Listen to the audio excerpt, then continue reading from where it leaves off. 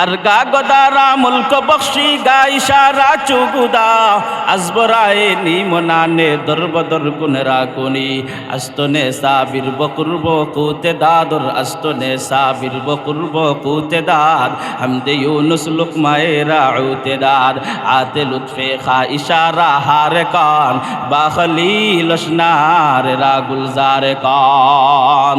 যেই আল্লাহ মানুষের হায়াত দিতে পারে, যেই আল্লাহ মরণ দিতে পারে, যেই আল্লাহ তোমাকে সম্মানের জায়গায় বসাইতে পারে, যেই আল্লাহ তোমাকে বেইজ্জতের চেয়ারে বসাইতে পারে, এক কথা যেই আল্লাহ জীবিতকে মৃত্যু করতে পারে, সেই আল্লাহর কাছে যদি আপনি আমি তওবা করি, ইস্তেগফার করি, আল্লাহ কি তোমাকে আমাকে মাফ করে দিতে পারে নাই?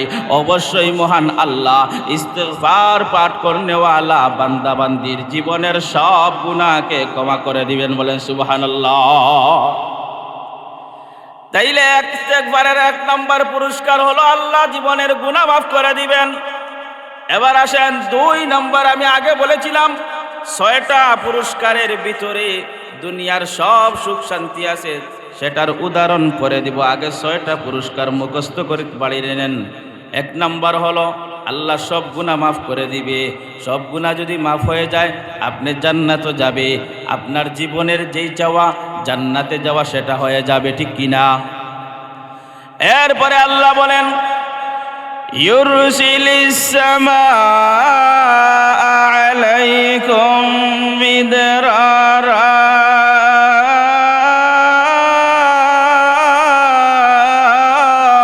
আল্লাহ বলেন আমার পৃথিবীর কোনো বান্দা বান্দি যখন ইস্তেগফার বেশি বেশি করে পড়বে, ইস্তেগফারের উপরে আমল করবে, আস্তাগফিরুল্লাহ আস্তাগফিরুল্লাহ। আমরা দেখি অনেক সময় বৃষ্টির কারণে জমিনে পাটা দেয়, ফসল ভালো হয় না, ধান ভালো হয় না, ক্ষেত কামার ভালো হয় না, জমিনে রিজিক ফলে না। আল্লাহ বলেন ইউরসিলিস সামাআ আলাইকুম মিদরারা।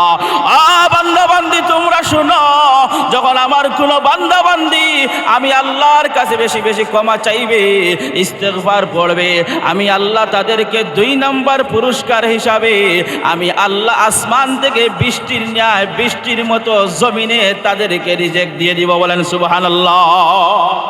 فَقُلْتُ اسْتَغْفِرُوا رَبَّكُمْ إِنَّهُ كَانَ غَفَّارًا।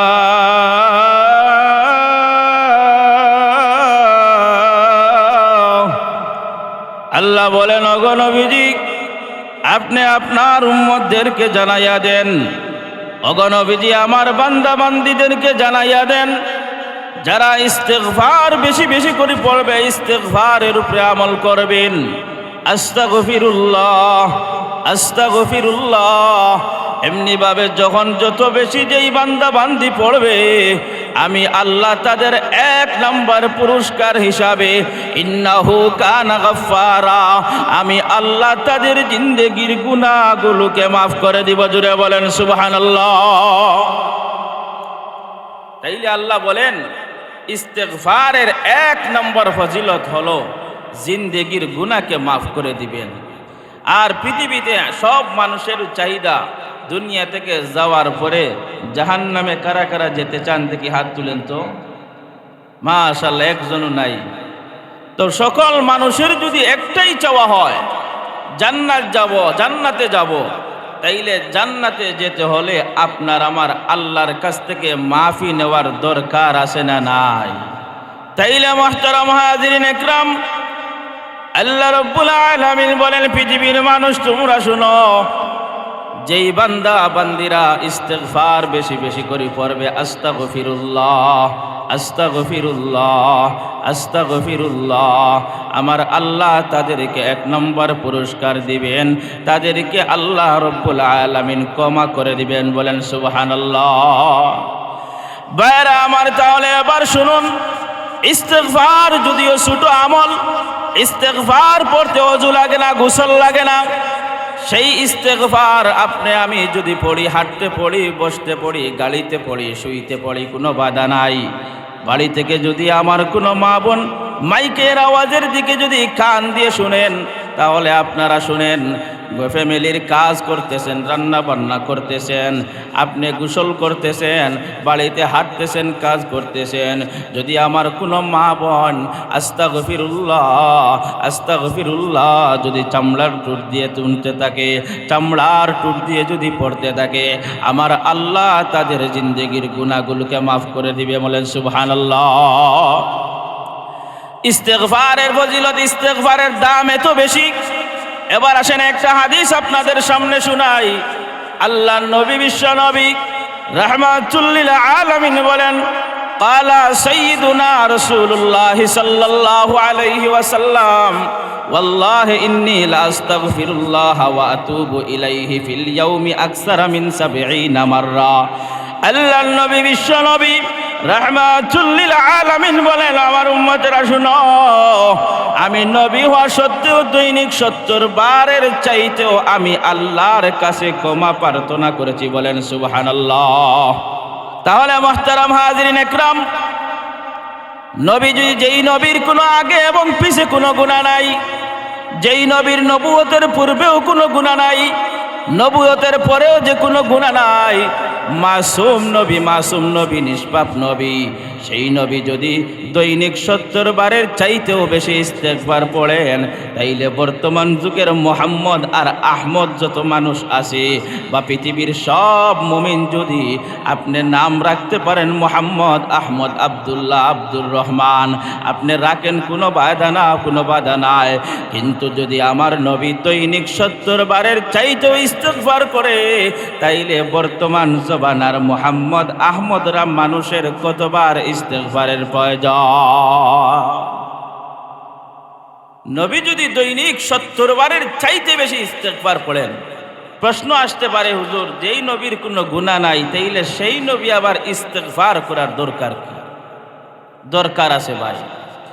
এই হাদিসের ব্যাখ্যায় মিশকাত শরীফের সূরা মিরকাতের মধ্যে লেখা হয়, আল্লাহর নবী, বিশ্ব নবী রাহমাতুল লিল আলামিন বলেন, আমি বান্দা হিসাবে, আল্লাহর নবী যে আল্লাহর বান্দা হিসাবে উনার মর্যাদার আসীন করার জন্য দৈনিক ৭০ বারের চাইতো ইস্তেগফার করতেন। বলেন সুবহানাল্লাহ।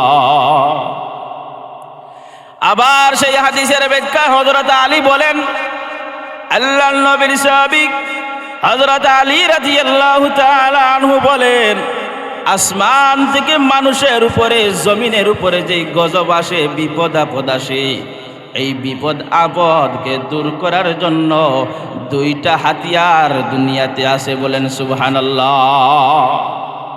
কয়টা হাতিয়ার? আসমান থেকে যে বিপদ আসে, ওই যে ভূমিকম্প দিতে আসে, 2 দিন পরে পরে ভূমিকম্প, এইগুলারে দূর করার লাগিয়া যত মুসিবত পৃথিবীতে, কয়টা হাতিয়ার? 2টা। এই 2টা হাতিয়ারের মধ্যে একটা আপনার আমার কাছ থেকে আল্লাহ নিয়ে নিছেন। বলেন, বলতে পারবেন কে? একটা হাতিয়ার যে আল্লাহ তাআলা নিয়েছেন, সেটা বলতে পারবেন কে?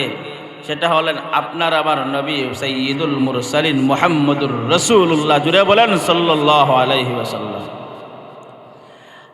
আর হযরত আলী বলেন, পৃথিবীর মধ্যে এখন যেই হাতিয়ারটা বিপদ থেকে বাঁচার জন্য, গজব থেকে বাঁচার জন্য, সেই হাতিয়ারটা হলো ইস্তেগফার, অর্থাৎ আল্লাহর কাছে ইস্তেগফারের মাধ্যমে বিপদকে দূর করা। জুড়ে বলেন সুবহানাল্লাহ। আল্লাহ চাইলে পারবেনি, আল্লাহ চাইলে সব গুনাহকে ক্ষমা করতে পারবেনি? এই ক্ষমতা কি আল্লাহর নাই? যেই আল্লাহ ইজ্জত দিতে পারে, বেইজ্জত করতে পারে, হায়াত দিতে পারে, মৌত দিতে পারে। এজন্য একজন কবি চমৎকার ভাষায় বলেন, আর গা গদারা মুলক বখশি গা ইশারা চুগুদা, আর গা গদারা মুলক বখশি গা ইশারা চুগুদা, আজবরায়ে নিমনানে দরবদর গুনরা কোনি, আস্তনে সাবির বকুরব কুতে দাদর, আস্তনে সাবির বকুরব কুতে দাদ, হামদে ইউনুস লুকমায়ে রাউতে দাদ, আতে লুৎফে খা ইশারা হারে কান, বা খলিল অশনার রা গুলজার কান। যেই আল্লাহ মানুষের হায়াত দিতে পারে, যেই আল্লাহ মরণ দিতে পারে, যেই আল্লাহ তোমাকে সম্মানের জায়গায় বসাইতে পারে, যেই আল্লাহ তোমাকে বেইজ্জতের চেয়ারে বসাইতে পারে, এক কথায় যেই আল্লাহ জীবিতকে মৃত্যু করতে পারে, সেই আল্লাহর কাছে যদি আপনি আমি তওবা করি, ইস্তেগফার করি, আল্লাহ কি তোমাকে আমাকে মাফ করে দিতে পারে নাই? অবশ্যই মহান আল্লাহ ইস্তেগফার পাঠ করনেওয়ালা বান্দা বান্দির জীবনের সব গুনাহকে ক্ষমা করে দিবেন। বলেন সুবহানাল্লাহ। তাইলে ইস্তেগফারের 1 নম্বর পুরস্কার হলো আল্লাহ জীবনের গুনাহ মাফ করে দিবেন। এবার আসেন 2 নম্বর। আমি আগে বলেছিলাম 6টা পুরস্কারের ভিতরে দুনিয়ার সব সুখ শান্তি আছে, সেটার উদাহরণ পরে দিব। আগে 6টা পুরস্কার মুখস্থ করে বাড়িয়ে নেন। 1 নম্বর হলো আল্লাহ সব গুনাহ মাফ করে দিবে। সব গুনাহ যদি মাফ হয়ে যায় আপনি জান্নাতে যাবে। আপনার জীবনের যেই চাওয়া জান্নাতে যাওয়া সেটা হয়ে যাবে, ঠিক কিনা? এরপরে আল্লাহ বলেন ইউরসিলিস সামাআ আলাইকুম মিদরারা,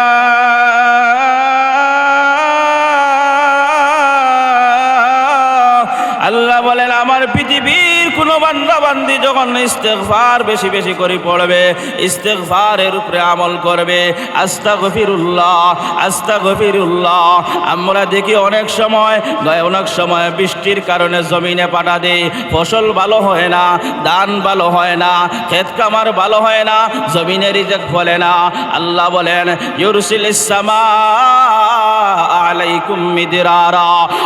বান্দা বান্দি তোমরা শুনো, যখন আমার কোনো বান্দা বান্দি আমি আল্লাহর কাছে বেশি বেশি ক্ষমা চাইবে, ইস্তেগফার পড়বে, আমি আল্লাহ তাদেরকে 2 নম্বর পুরস্কার হিসাবে আমি আল্লাহ আসমান থেকে বৃষ্টির ন্যায় বৃষ্টির মতো জমিনে তাদেরকে রিজেক দিয়ে দিব। বলেন সুবহানাল্লাহ।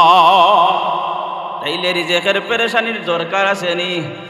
যদি রিজেকের পেরেশানি থাকে না তাইলে তো আপনার দুনিয়া সফল, দুনিয়া চলাফেরা সফল যদি রিজেক থাকে। এখন রিজেক আসবে কেমনে? না আছে নামাজ, না আছে রোজা, না আছে ইস্তেগফার। নবীজি যে দৈনিক কি পরিমাণ জিকির এবং ইস্তেগফার করতেন আপনাকে আমাকে একটা হাদিস শোনাই। আল্লাহর নবী বিশ্ব নবী রাহমাতুল লিল আলামিনের হাদিস। قال سيدنا رسول الله صلى الله عليه وسلم وإنه ليغان على قلبي وإني لأستغفر الله 100 مرة। জুড়ে বলেন সুবহানাল্লাহ। আল্লাহর নবী বিশ্ব নবী রাহমাতুল লিল আলামিন বলেন আমি নবীর অন্তরে একদিন মরিচিকা হয়ে গেছে, মানে গুনে ধরেছে, অন্তরে গুনে ধরেছে। আল্লাহর নবী বলেন আমি নবী হওয়া সত্ত্বেও আমি 1 বার নয় 2 বার নয়, বরং আমি নবী হওয়া সত্ত্বেও 100 বার দৈনিক আল্লাহর কাছে ইস্তেগফার করেছি। বলেন সুবহানাল্লাহ। এখন নবীর কিতা গুনে ধরবনি? না, গুনে ধরতো না। এই হাদিসের ব্যাখ্যায় লেখেন ইয়াজ রহমতুল্লাহি আলাইহি লেখেন আল্লাহর নবী দৈনিক সব সময় আল্লাহর জিকির এবং ইস্তেগফারের মধ্যে লিপিবদ্ধ ছিলেন। আর কোনো সময় মনে আসতো হয়তো যদি আমার কাছ থেকে একটা সময় চলে যায় আমি ইস্তেগফার না করি, এই চিন্তা করে আল্লাহর নবী দৈনিক 100 বার ইস্তেগফার পড়েছেন। বলেন সুবহানাল্লাহ। নবী কি বলেন? বলে হয়তো পারে কোনো পরিপক্কতার কারণে, কোনো অসুবিধার এক সময় কাজও ছিলাম, হয়তো ইস্তেগফার পড়ি নাই, এই জন্য আল্লাহর নবী দৈনিক 100 বার ইস্তেগফার পড়েছেন। আর আরেকটা হলো যে উম্মতকে ইস্তেগফারের দিকে উৎসাহী করার জন্য নবীজি 100 বার ইস্তেগফার পড়েছেন। বলেন সুবহানাল্লাহ। কেন 100 বার পড়লেন? এই হাদিসের ব্যাখ্যায় লেখা হয়, বেদে খুদা ইয়াদে মারিফত নামক কিতাবের মধ্যে লেখা হয় আল্লাহর নবী বলেন ওই দিন অর্থাৎ কিয়ামতের আগে আমার উম্মতেরা নানান চতুর্মুখী ফিতনার মধ্যে যখন পড়ে যাবে, যেদিকে তাকাইবে শুধু গুনার সাগরের মধ্যে থাকতে থাকবে, ওই সময় গুনাহ থেকে ফিরে আসে আমি আমার মালিকের কাছ থেকে ক্ষমা নেওয়ার জন্য আমি নবী আমার উম্মতকে ইস্তেগফারের রাস্তার দিকে উৎসাহিত করেছিলাম। তাইলে ইস্তেগফারের দরকার আছে না নাই?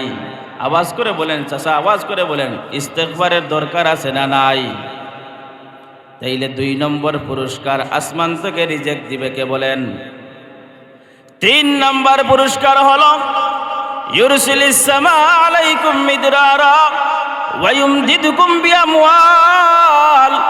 আল্লাহ বলেন আমার বান্দা বান্দিরা পৃথিবীর মধ্যে অসুবিধার মধ্যে আছে, টাকা নাই, পয়সা নাই, সম্পদ নাই, জমি নাই, গাড়ি নাই, বাড়ি নাই, টেনশনও আছে না নাই? অনেক মানুষ টেনশনও আছে।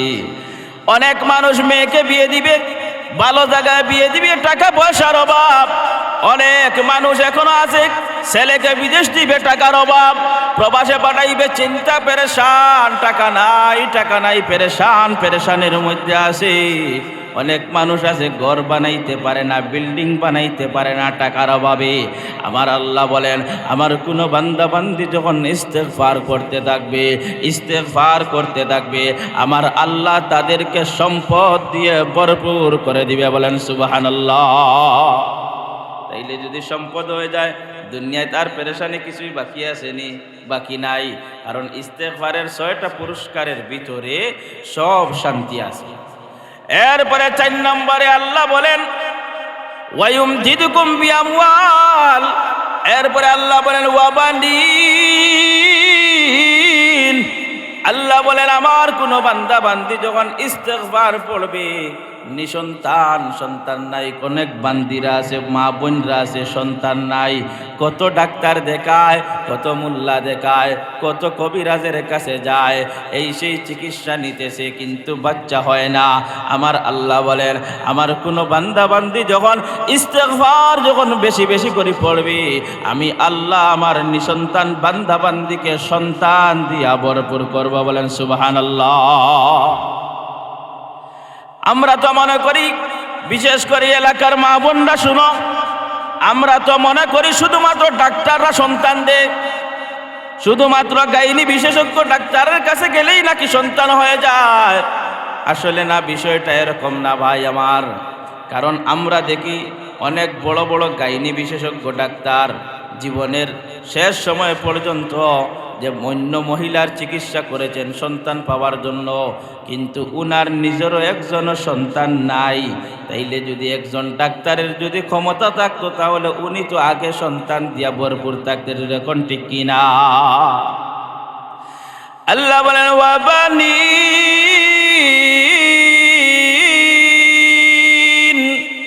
আমার কোনো বান্দা বান্দিরা যখন ইস্তেগফার করবে আমি আল্লাহ তাদেরকে সন্তান দিয়া ভরপুর করে দিব।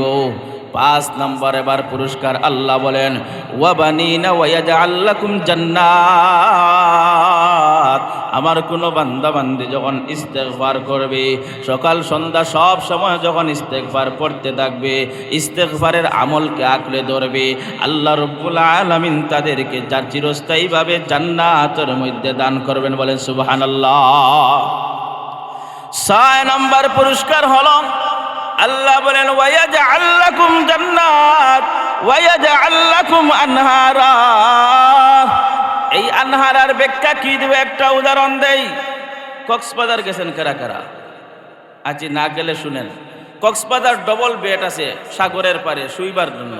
প্রত্যেকটা সিটের মাথা এইভাবে থাকে, অর্থাৎ স্বামী স্ত্রী যদি ঘুমায় তাইলে দুজনের মুখ একজন আরেকজনের সামনাসামনি, একজন আরেকজনের খালি চাইতা।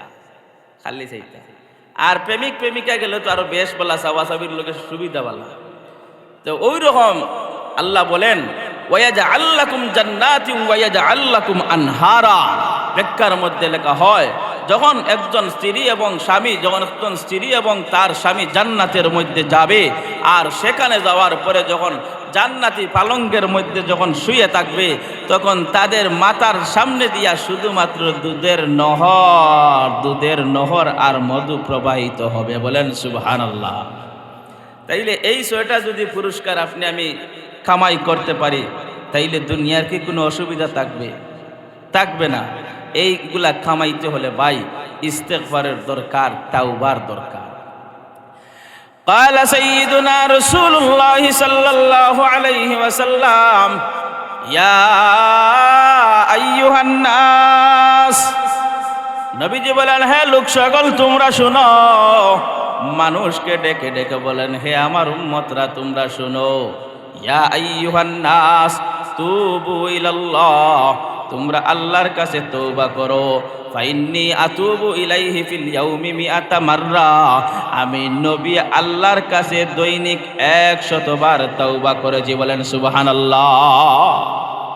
নবীজি কেন তওবা করেছেন? উম্মতকে তওবার প্রতি আগ্রহ করেছেন। 100 বার তওবা করেছেন কেন? বলে উম্মতকে তওবার দিকে অগ্রসর করেছেন।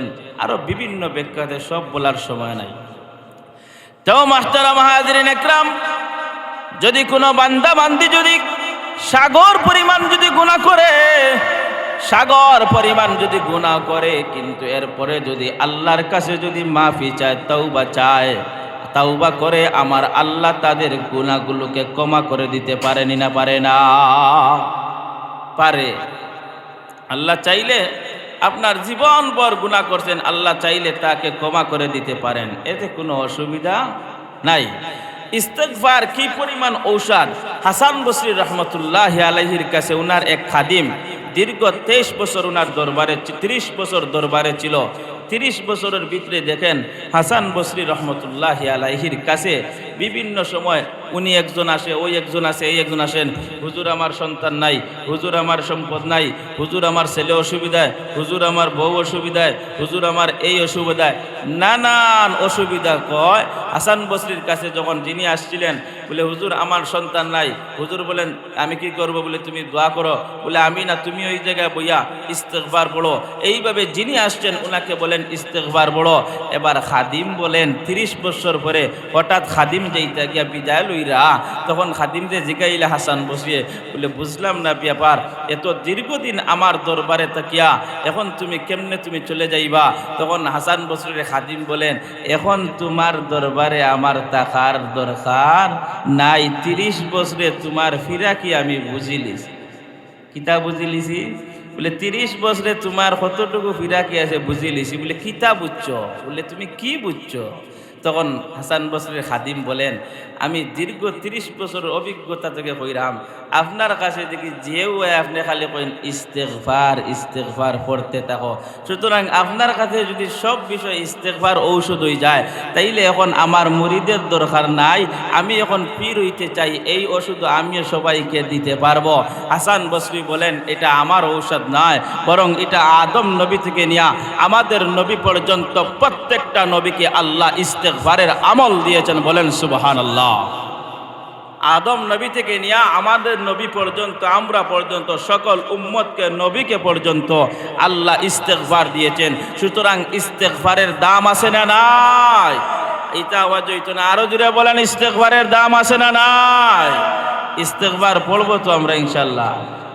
এবার আসেন ভাই, দেখেন আল্লাহর নবী, বিশ্ব নবী রাহমাতুল লিল আলামিন বলেন, বনি ইসরাইলের এক যুবক, বুখারী শরীফের মধ্যে হাদিস কোনো কিচ্ছা কাহিনী নয়, বুখারী শরীফের মধ্যে নবীজি বলেন, বনি ইসরাইলের এক যুবক, একটা নয়, দুইটা নয়, তিনটা নয়, চারটা নয়, 10টা নয়, 20টা নয়, 30টা নয়, বলে একাধারে 99টা খুন করেছে। কিন্তু খুন করার পরে চিন্তা করলেন, দিলের মধ্যে তামান্না আসে, হায় হায় হায় হায় সর্বনাশ, আমার তো জিন্দগিটা বরবাদ হয়েছে, কারণ আমি একজন মানুষের হাতে একটা দুইটা নয়, বরং 99টা হত্যা হয়েছে। এখন বলেন তো, 99টা যদি কোনো মানুষে খুন করে, এগুলি আদালত কি তা স্বাভাবিকভাবে ছাড়িয়ে দিব না? 99টা খুন করলে আদালতে টানটা কি তা স্বাভাবিক ইজ্জত দিয়ে ছাড়িয়ে দিবানি? ছাড়তা না। বিচারা 99টা খুন করার পরে দিলের মধ্যে আইসে, বলে আমার তো জিন্দগির শেষ সময়, এখন আমি যে 99টা খুন করলাম, আল্লাহ নি আমারে মাফ করবা। দিলের মধ্যে বিচারার তামান্না আইসে, বলে হায় হায় সর্বনাশ, জীবনটা বরবাদ করলাম। এবার আল্লাহর বান্দা এলাকার লোককে ডেকে বলেন, আমি যে 99টা খুন করলাম, হত্যা করলাম, মার্ডার মামলায় নাম লেখাইলাম, এবার আমি কেমনি ভাবে আল্লাহর কাছ থেকে মাফি নিব? কেমনি ভাবে আমার আল্লাহ আমাকে ক্ষমা করে দিবি? এলাকার লোক সকল ডেকে বলেন, যুবক যাও যাও যাও, অমুক এলাকার মধ্যে একজন খ্রিস্টান পাদ্রী আছে আবেদ, দেখতে কিন্তু হুজুরদের মতো, কিন্তু শরীয়তের ইলম তার অনেক কম। শরীয়তের ইলম কম থাকার কারণে যখন যুবক এই পাদ্রীর কাছে গিয়া বলেন, খ্রিস্টান পাদ্রী আমি আপনার কাছে এসেছি। বলে, তুমি আমার কাছে কি জন্য এসেছো? বলে, আমি তো তোমার কাছে এই জন্য এসেছি, আমি এলাকার মানুষের কাছে প্রস্তাব রেখেছিলাম আমি কেমনি ভাবে আল্লাহর কাছে ক্ষমা প্রার্থনা করব, আল্লাহ কেমনি আমাকে ক্ষমা করে দিবে। বলে, কি সমস্যা তোমার? বলে, আমি একটা নয়, দুইটা নয়, তিনটা নয়, চারটা নয়, 10টা নয়, 20টা নয়, বরং আমি 99টা খুন করেছি। এবার পাদ্রী তুমি আমাকে এমন একটা রাস্তা দেখাও যেই রাস্তার মাধ্যমে আমার আল্লাহ আমাকে ক্ষমা করে দিবে। এবার পাদ্রী বলেন, তোমাকে তো ক্ষমা করা হবে না। এবার যুবক ডাক দিয়া বলেন, যেহেতু আমার জিন্দেগিটা শেষ হয়ে গেছে, আমার জিন্দেগিটা ধ্বংস হয়ে গেছে, 99টা খুন করার পরে যদি আল্লাহ আমাকে ক্ষমা করে না দে, তাইলে চাচা পাদ্রী তোমাকে দিয়া আমি সেঞ্চুরি 100টা মার্ডার করে দিলাম। এবার বনি ইসরাইলের যুবক বলেন, 99টা খুন করলাম, যদি আল্লাহ আমাকে ক্ষমা না করে, যেহেতু তুমি বলছো পাদ্রী, তাইলে তোমাকে দিয়ে আমি 100টা মার্ডার ঘুরাইলাম। কয়টা? 100টা। ঘুরিয়া আবার যখন তার নিজ এলাকার মধ্যে আসলেন, আসার পরে আবার বলেন, তার দিলের মধ্যে তামান্না, বলে আমাকে কেমনে আল্লাহ ক্ষমা করে দিবে? তার দিলের মধ্যে এই তামান্নাটা। যুবকদেরকে বলেন, আমাকে আল্লাহ কেমনে ক্ষমা করবেন? ওই সময় যুবকরা বলেন, ওই আরেকটা এলাকার কথা বললেন, ওই এলাকায় একজন বালা আল্লাহওয়ালা আল্লাহর ওলি আছে, তুমি সেই জায়গায় যাও, সেই জায়গায় গেলে তোমাকে আল্লাহ কেমনে ক্ষমা করবেন সেই রাস্তা এই আল্লাহর ওলি দেখাইয়া দিবেন। জুড়ে বলেন সুবহানাল্লাহ। এবার আল্লাহর বান্দা দ্বিতীয়বার যখন বাড়ি থেকে বের হয়, আল্লাহর ওলির দরবারে যায়, আল্লাহর ওলিকে বলেন যে আমি 100টা অর্ডার খুন করেছি, 99টা খুন করার পর পাদ্রীর কাছে আইসা বললাম, পাদ্রী বলে আপনাকে ক্ষমা করা হবে না, আমি পাদ্রীকে দিয়ে 100টা খুন করলাম। আল্লাহর ওলি ডাক দিয়া বলেন, যুবক তুমি এই শহর থেকে এই এলাকা ছেড়ে চলে যাও, মানে তোমার এলাকাটা বাদ, এই বাদ এলাকা থেকে তুমি চলে যাও, তুমি ভালো কোনো এলাকার মধ্যে চলে যাও। বলে, ভালো এলাকার মধ্যে গেলে কি হবে? আল্লাহর ওলি বলেন, ভালো এলাকার মধ্যে গেলে তোমার সামনে যখন আল্লাহর বান্দা বান্দিরা যখন আল্লাহর ইবাদত বান্দাগি গোলামি করবে, তখন তুমি তাদের সাথে তাইকা যখন ইবাদত বান্দাগি করবা, তখন আমার আল্লাহ তোমাকে ক্ষমা করে দিবে। ওলি বলেন, আল্লাহর ওলি বলেন, তুমি এই এলাকা ছেড়ে চলে যাও যেই এলাকার মধ্যে মালিকের গোলামি হয়, যেই এলাকার মধ্যে মালিকের গোলামি হয়, তুমি সেই এলাকার মধ্যে চলে যাও। আল্লাহর বান্দা আবার ঘুরিয়া বাড়িতে আসলেন, আসার বলে ওনার কাপড় চোপড়ে একটা গাট্টি গুট্টি গোল করিয়া যখন বাড়ি থেকে বের হলেন ভালো এলাকায় যাওয়ার জন্য, ঠিক সেই সময় তার সামনে মালাকুল মউত আজরাইলের দেখা হয়ে গেছে। যখন মালাকুল মউত আজরাইল আসলেন, আসার পরে বনি ইসরাইলের যুবক তখন সাথে সাথে তখন মাটিতে পড়ে গেলেন। জুড়ে বলেন সুবহানাল্লাহ। আর মাটিতে পড়ার পরে এমনিভাবে বুক লড়াচড়া করে সামনের দিকে লড়াচড়া করতেছে। এমত অবস্থা যখন তার জানটা কবজ করা হয়ে যায়, ঠিক সেই সময় রহমতের ফিরিস্তার দল এবং আযাবের ফিরিস্তার দল, উভয় পক্ষের ফিরিস্তারা তার সামনে এসে হাজির হয়ে গেল। এবার রহমতের ফিরিস্তা এই বান্দাকে জান্নাতের দিকে টানে, আর আযাবের ফিরিস্তা জাহান্নামের দিকে টানে। রহমতের ফিরিস্তা বলেন, এই বান্দাকে তোমরা কই নিয়ে যাও? তখন বলেন, এই বান্দা 100টা মার্ডার মামলার আসামি, ওনাকে তো ক্ষমা করা যাবে না, এমনকি উনি তো তাওবা করে না, ওনাকে জাহান্নামের দিকে নিয়ে যাইরাম। তখন ফেরেশতারা বলেন, রহমতের ফেরেশতা বলেন, না না না, এই বান্দাকে জাহান্নামের দিকে নেওয়া যাবে না। বলে কারণ কি? সেই সময় আল্লাহ রাব্বুল আলামিন আরেকজন ফেরেশতাকে দিয়া বলেন, ওই ফেরেশতা এসে বলেন জান্নাতের রহমতের ফেরেশতাদেরকে ডাক দিয়া বলেন, এমনকি আযাবের ফেরেশতাকে ডাক দিয়া বলেন, রে আযাবের ফেরেশতা তোমরা শুনো, আর রে রহমতের ফেরেশতা তোমরা শুনো, এই বান্দাটা বাড়ি থেকে বের হয়েছে ক্ষমা নেওয়ার উদ্দেশ্যে, ভালো কাজে যাওয়ার উদ্দেশ্যে, ভালো শহরে যাওয়ার উদ্দেশ্যে, নিজের ভুল থেকে ক্ষমা করে আসার জন্য। আল্লাহ রাব্বুল আলামিন এবার ফেরেশতাদেরকে অর্ডার দিলেন, বলে ঠিক আছে তাহলে এইবার তোমরা ওনার কাছ থেকে 2টা ফিতা ধরো, মাফ দাও, ভালো এলাকার দিকে মাফ দাও, এমনকি নিজের পূর্বের এলাকার দিকে মাফ দাও। এবার আযাবের ফেরেশতা পূর্বের এলাকার দিকে মাফ দিলেন, অপর দিকে রহমতের ফেরেশতা ভালো এলাকার দিকে মাফ দিলেন। জুড়ে বলেন সুবহানাল্লাহ, আরো জোরে চিৎকার দিয়া বলেন না সুবহানাল্লাহ। এবার 2 ফেরেশতা, 2 দল ফেরেশতা, তখন আযাবের ফেরেশতারা এই বান্দার কাছ থেকে পূর্বের যে এলাকাটা সেই এলাকার দিকে মাফ দিলেন, আর অপর দিকে রহমতের ফেরেশতারা ভালো এলাকার দিকে মাফ দিলেন। এখন যেহেতু আপনারা একটা বিবেক দিয়ে জবাব দিবা, যেহেতু উনি ওনার বাড়ি থেকে বের হওয়ার সাথে সাথে আজরাইল চলে আসছেন, তাহলে এর কাছে তো হবে নিজের পূর্বের এলাকা, আর ভালো এলাকা তো অনেক দূর হওয়ার কথা না, অনেক দূর। কিতাবের মধ্যে লেখা হয় সেই সময় আল্লাহ রাব্বুল আলামিন জমিনকে অর্ডার দিলেন, ভালো দিকের জমিনকে অর্ডার দিলেন, এ জমিন আমার সেই বান্দাটা আমার কাছ থেকে ক্ষমা নেওয়ার জন্য, আমার দিকে আসার জন্য, তোমাদের এলাকায় আসার জন্য নিয়ত করে বাড়ি থেকে বের হয়েছেন, দিলের তামান্না নিয়ে বের হয়েছেন, দিলে কানতেছে কেমনি ভাবে ক্ষমা নিবি। সুতরাং জমিন তোমরা এই মুহূর্তে চিকন হয়ে যাও। জুড়ে বলেন সুবহানাল্লাহ। এবার যেই সময় রহমতের ফেরেশতারা যখন কি করলেন বলেন মাফ দিলেন, অপরের দিকে যখন আযাবের ফেরেশতা যখন মাফ দিলেন, ঠিক দেখা যায় মাপার সময় দেখা যায় দূরের এলাকাটা ভালো ইবাদতের এলাকাটা আর এই বান্দার কাছাকাছি হয়ে যায়। বলেন সুবহানাল্লাহ। এবার ফেরেশতারা ডাক দিয়া বলেন, আরেক ফেরেশতাকে আল্লাহ পাঠাইয়া দিয়া বলেন, ঘোষণা দিয়ে দাও আমার আল্লাহ এই বান্দাকে তাওবা করার আগেও আমার আল্লাহ তাদেরকে ক্ষমা করে দিয়েছেন। বলেন সুবহানাল্লাহ। তাইলে যদি কোনো মানুষ 100টা খুন করার পরে ক্ষমা চায়, আর তওবা করার আগে আল্লাহ তার দিলর তামান্না বুঝে ক্ষমা করে দেই, তাইলে কি আপনাকে আমাকে পারবেন আল্লাহ ক্ষমা করে দিতে? 100 বার। এজন্য মুহতারাম হাজিরিন ইকরাম, সেই ক্ষমা নিতে হলে আমল করতে হবে, জিন্দেগিকে সুখ শান্তিতে রাখতে হলে জিন্দেগি কি আমল করতে হবে? ইস্তেগফার পড়তে হবে। আমরা পড়বো তো, মুখস্থ করবো তো ইনশাআল্লাহ, কারণ এই জবানায় ওয়াজের অভাব নাই, কিন্তু আমলের অভাব।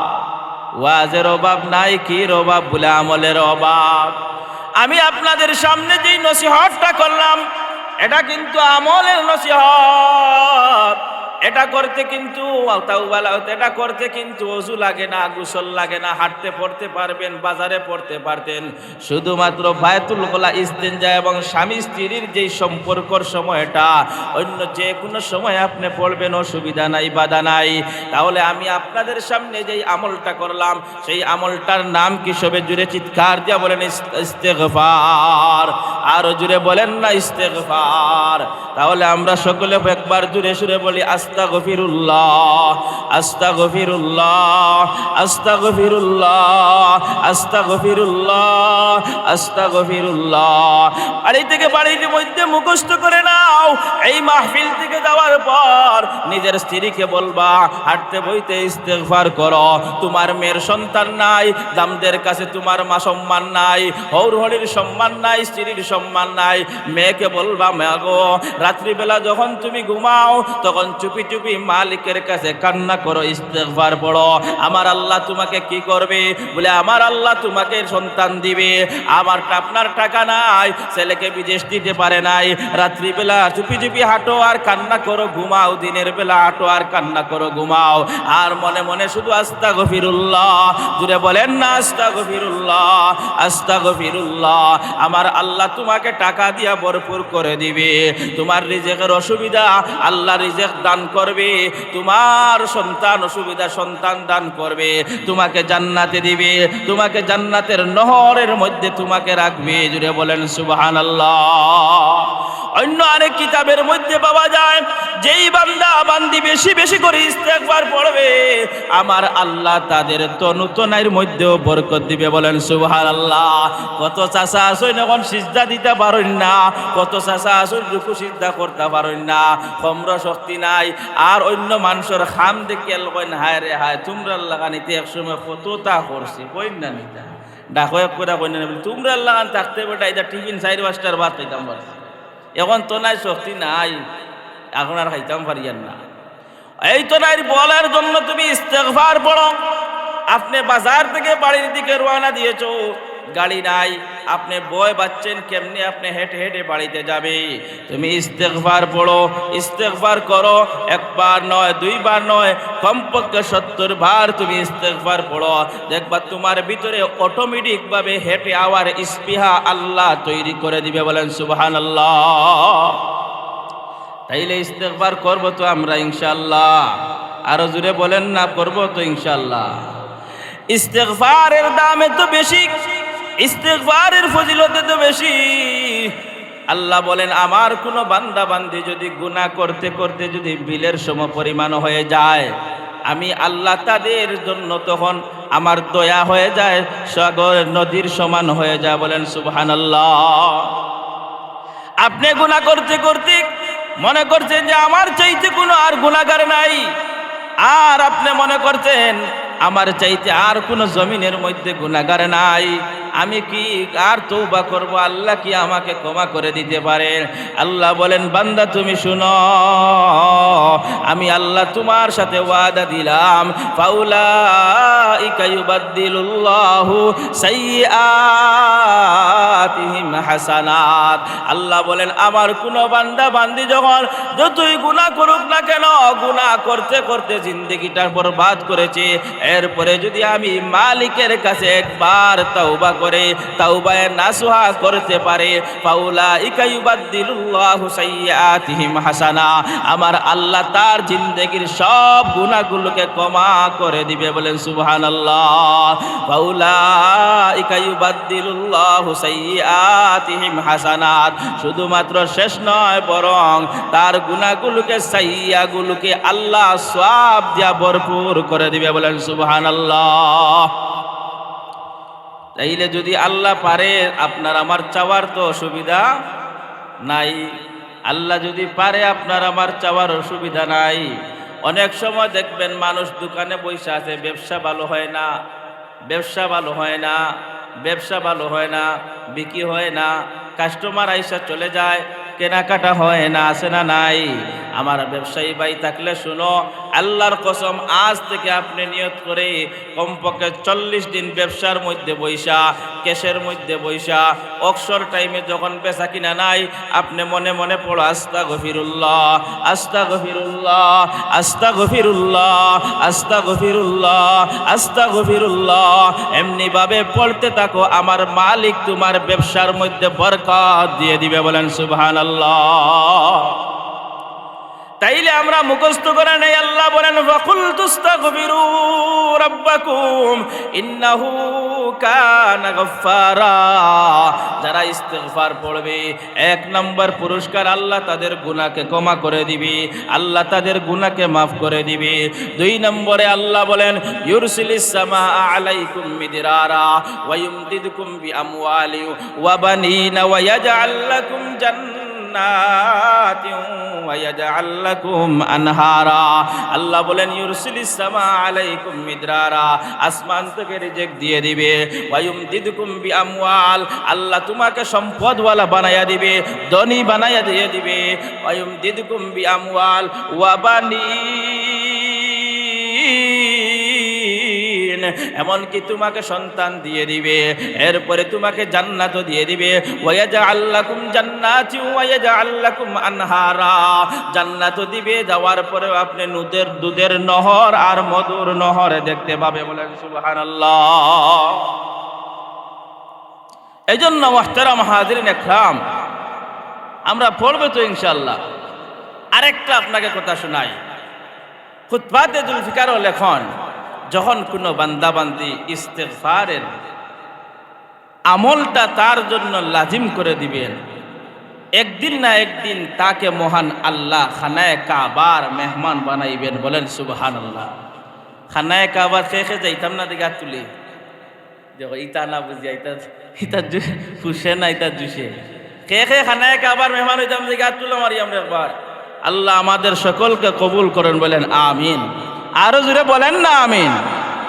খানায়ে কাবা কা মঞ্জর, খানায়ে কাবা কা মঞ্জর ऐ खुदा दिखला मुझे,